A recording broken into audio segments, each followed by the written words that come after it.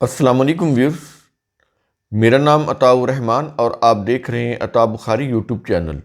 قرآن کریم کی مسلسل ایکسپوزیشن کے سلسلہ میں آج ہم سورہ الانعام کی آیت نمبر 8 کی ایکسپوزیشن کریں گے۔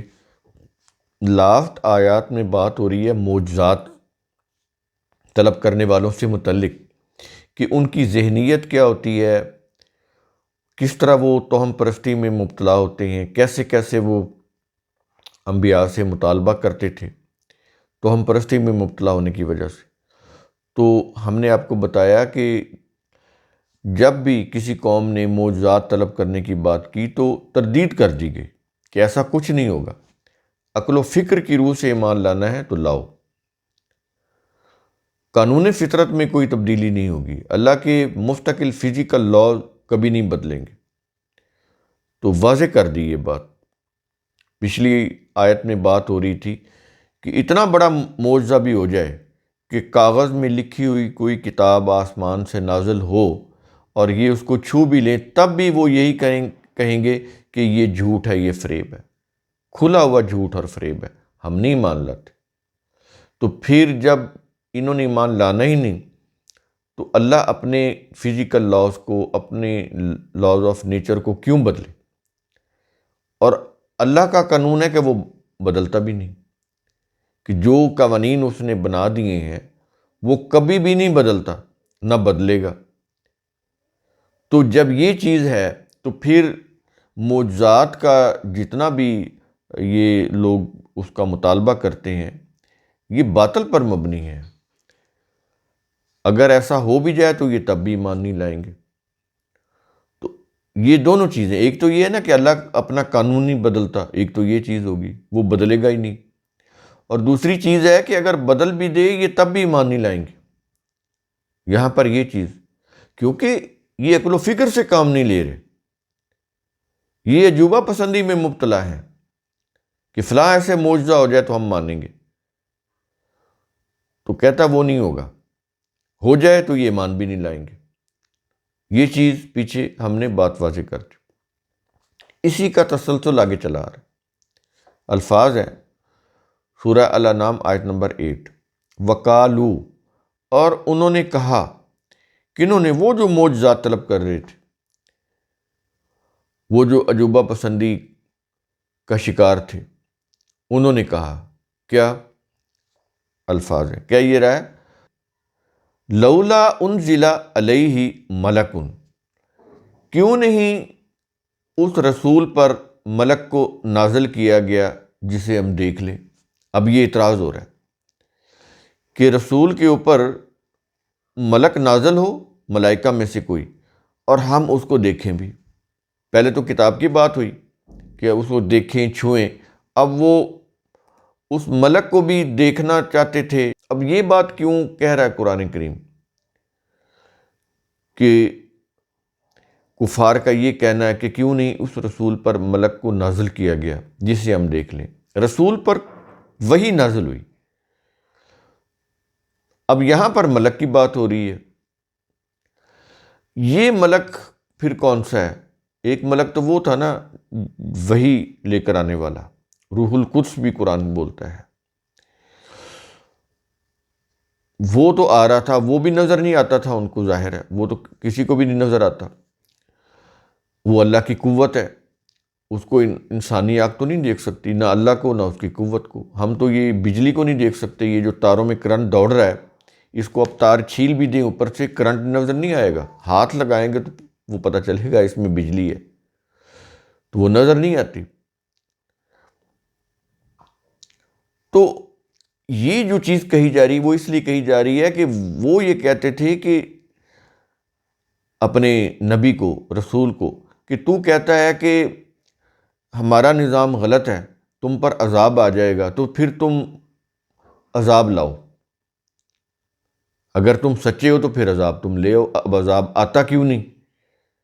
ہمارا فیصلہ ہو جائے، اگر ہم غلط ہیں تو ہمارے اوپر عذاب آئے، عذاب کیوں نہیں آتا؟ وہ یہ کہہ رہے تھے۔ یہ اس کے جواب میں یہ چیز کہی جا رہی ہے کہ کیوں نہیں اس رسول پر ملک کو نازل کیا جسے ہم دیکھ لیں۔ وہ اس وجہ سے کہہ رہے تھے کہ نازل ہو ملک اور ہمارا فیصلہ ہو جائے کہ یہ جو تم کہہ رہے ہو نا کہ تمہارا نظام غلط ہے، تم تباہ ہو جاؤ گے، تو ہم دیکھیں نا کہ ہمیں کون تباہ کرتا ہے۔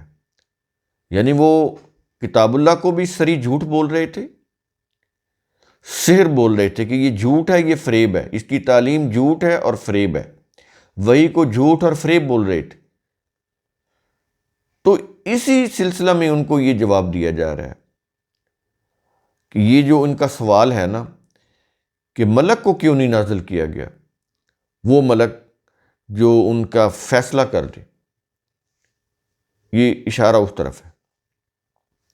اس کے جواب میں اب پھر بتایا جا رہا ہے، کیا یہ رہا ہے کہ وَلَوْ أَنزَلْنَا مَلَكًا، اور اگر ہم اسی وقت حتمی فیصلہ کے لیے ملک کو نازل کر دیتے، اگر ہم اسی وقت حتمی فیصلہ کے لیے ملک کو نازل کر دیتے تو پھر اگلے الفاظ ہیں، کیا یہ رہا ہے کہ لَقُضِیَ الْأَمْرُ، تو اب تک ان کے معاملے کا فیصلہ کر دیا جاتا۔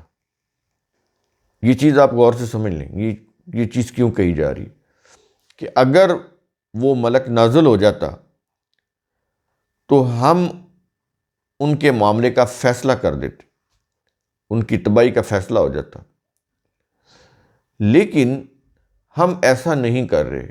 کیوں؟ آیت کے آخر میں اس کا جواب دیا جا رہا ہے، کیا یہ رہا ہے ثم لا ینظرون، اس میں یہ جواب آ گیا کہ پھر انہیں مہلت نہ دی جاتی۔ ثم لا ینظرون، پھر انہیں مہلت نہ دی جاتی، یعنی اگر ان کی یہ جو اعتراض تھا کہ کیوں نہیں تباہی آتی، کیوں ملک نہیں آتا، کیوں نہیں ہمارا فیصلہ ہوتا، آ جائے تاکہ فیصلہ ہو اور ہم تباہ ہو جائیں، تباہی لاتے کیوں نہیں ہو؟ وہ بار بار کہہ رہے تھے انبیاء کو کہ اللہ دکھاؤ، اللہ کا عذاب آتا ہوا دکھاؤ، تم کہہ رہے ہو کہ تمہاری روش غلط ہے، ہم تباہ ہو جائیں گے، تو پھر تباہی لاتے کیوں نہیں؟ لاؤ وہ تباہی تاکہ ہم دیکھ لیں کہ تم سچے ہو۔ یعنی اس طرح کی وہ باتیں کر رہے تھے۔ اب ان کی اس بات کا جواب یہاں پر یہ دیا جا رہا ہے کہ اگر ہم اسی وقت حتمی فیصلہ کے لیے ملک کو نازل کر دیتے تو اب تک ان کے معاملے کا فیصلہ کر دیا جاتا۔ لیکن آیت کے آخر میں یہ بتا رہا ہے، میں نے بتایا نا کہ آیت کے آخر میں ایک نچوڑ ہوتا ہے، ایکسٹریکٹ ہوتا ہے اس آیت کا، لب لباب، کہ پھر انہیں مہلت نہ دی جاتی۔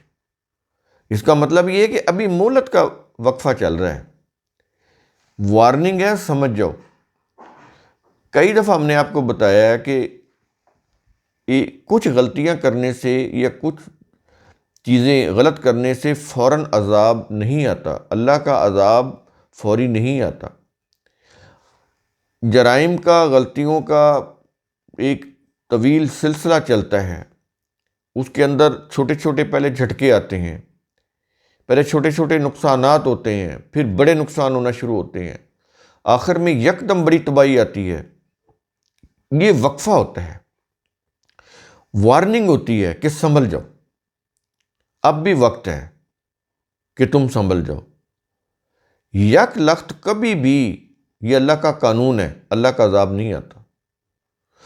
ایون آپ یہ دیکھیں، قانون فطرت دیکھیں کہ سردیاں آتی ہیں تو سردیوں سے پہلے جب گرمیاں جا رہی ہوتی ہیں تو موسم کچھ بہتر ہو جاتا ہے، پھر خزاں آتی ہے، موسم خزاں آتا ہے، پھر سردی آتی، پھر جب گرمی آتی ہوتی تو یکدم گرمی نہیں آ جاتی، پہلے موسم بہار آتا ہے، وہ 2 ماہ رہتا ہے، اس کے بعد پھر آہستہ آہستہ گرمی شروع ہوتی ہے۔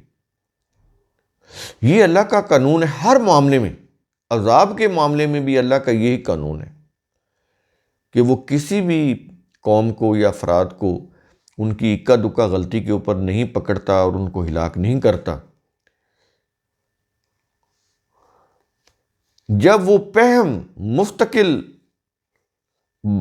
اصرار کے ساتھ اس کے اوپر ڈٹی رہیں، اپنے جرائم کے اوپر، اپنے مظالم کے اوپر، تو پھر ان اقوام کے اوپر عذاب آتا ہے۔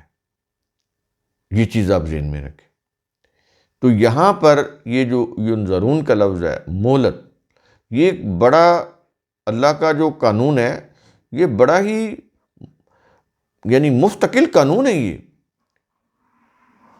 انسان اگر زہر کھا لے تو اس میں بھی مہلت کا وقفہ ہے.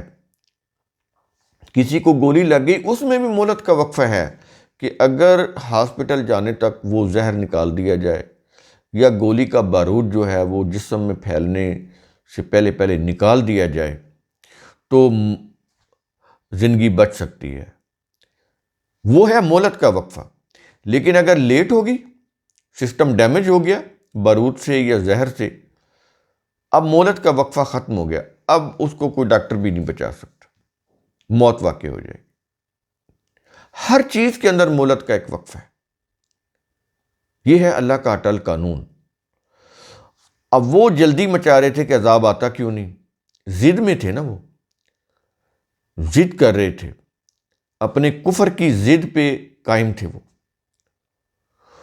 اس ضد کی وجہ سے ایسی باتیں کر رہے تھے کہ کیوں نہیں عذاب لاتے، کتاب اللہ کو نازل ہوتا کیوں نہیں دکھاتے، ملک ان ملائکہ کو نازل ہوتا کیوں نہیں دکھاتے، ہم ان کو دیکھ لیں، ہم اللہ کو دیکھ لیں، ہم کتاب کو نازل ہوتا ہوا دیکھ لیں، ہم عذاب کو آتا ہوا دیکھ لیں، تو تم کیوں نہیں پھر ہمیں ہلاک کر دیتے. یہ چیزیں وہ تمسخر اڑا تھے، مذاق اڑا رہے تھے اپنی ضد، کفر کی ضد میں. تو اس وجہ سے، لیکن یہ اللہ ہے، اللہ بردبار ہے، وہ کسی کے اشتعال پہ آنے پہ تھوڑا اشتعال میں آ جائے گا کہ وہ چیز اگر وہ اس طرح کر رہے ہیں تو اللہ بھی اسی طرح کر دے. ایسا نہیں ہے. اس کا ایک قانون ہے، اس کی ایک حکمت ہے، وہ اس کے مطابق اس چیزیں کام کر رہی ہیں. کائنات کی جتنی بھی چیزیں ہیں وہ اس کی قانون کتابیں چل رہی ہیں. یہ نہیں ہے کہ وہ کوئی قوم یا کوئی فرد غصے میں آ جائے گا تو اللہ بھی غصے میں آ جائے گا. یہ جو تراجم ہے نا کہ اللہ غصے ہو جاتا ہے، اللہ ناراض ہو جاتا ہے، یہ بظاہر جو معنی ہیں وہ اسی طرح ہی ہیں، لیکن ان کے یہ اندر میں ان کے میننگ نہیں ہے. یہ ظاہری الفاظ کی میننگ ہے. لغوی اعتبار سے تو ایسا ہی ہے کیونکہ وہ ہماری زبان میں بات کرتا ہے، لیکن اس کے معنی یہ ہوتا ہے جب اللہ ناراض ہو جاتا ہے، اللہ غصے ہو جاتا ہے، اس کا مطلب اس کا جو قانون مکافات ہے وہ غصہ کرتا ہے. قانون مکافات جو ہر فرد کا جو کچھ وہ کر رہا ہوتا ہے اس کو دیکھ بھی رہا ہوتا ہے، اس کا ریکارڈ بھی مرتب کر رہا ہوتا ہے، اس کا نتیجہ بھی مرتب کر رہا ہوتا ہے. یہ اس کی بات ہو رہی ہے. اللہ نہ غصے ہوتا ہے، نہ ناراض ہوتا ہے، نہ خوش ہوتا ہے، نہ وہ افسوسناک ہوتا ہے، نہ وہ غضبناک ہوتا ہے. اللہ انسانی ایکشن کا پابند نہیں ہے کہ یہاں زمین پہ بیٹھا ہوا آدمی کو غلط کام کرے، اوپر بیٹھا ہوا اللہ ناراض ہو جائے، غصے میں آ جائے، طیش میں آ جائے اور اس کو ہلاک کر دے. ایسا نہیں ہے. یہ کانسیپٹ آف اللہ آپ کو صحیح کرنا ہوگا اپنا. اگر یہ صحیح نہیں ہے، آپ کی لائف جو ہے، آپ کے جو نظریات ہیں، اس کتابیں جو آپ کی لائف ہے وہ صحیح نہیں ہوگی. آپ کو مشکلات پیش آئیں گی، قرآن بھی سمجھ نہیں آئے گا کیونکہ آپ کی آئیڈیالوجی غلط ہے. انسانی سیرت کردار میں کانسیپٹ آف اللہ کا بڑا عمل دخل ہے. جیسے آپ کے نظریات ہوں گے ویسے آپ کی شخصیت ہوگی.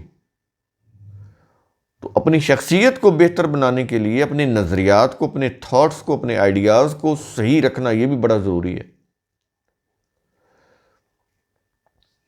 تو اس آیت کے اندر بڑی ہی ایک بڑا اہم اصول بیان کیا جا رہا ہے، بڑی اہمیت کا حامل. وہ یہ ہے کہ مہلت ہے.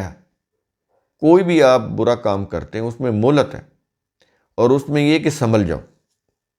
پہلے چھوٹے چھوٹے جھٹکے لگیں گے، چھوٹے چھوٹے نقصان ہوں گے، پھر یہ بڑے نقصان ہوتے چلے جائیں گے، آخر میں پھر اسات آ جائے گی، یک دم یک لخت، پھر کسی کو سنبھلنے کا موقع نہیں ملے گا. تو اس سے پہلے مہلت کا وقفہ، اس سے فائدہ اٹھا لو، سنبھل جاؤ، اپنے آپ کو صحیح کر لو. تو قرآن کریم کا اصول ثم تتفکروا، اس کی روح سے آپ خود بھی سوچا کریں، سمجھا کریں، غور و فکر کیا کریں. شکریہ.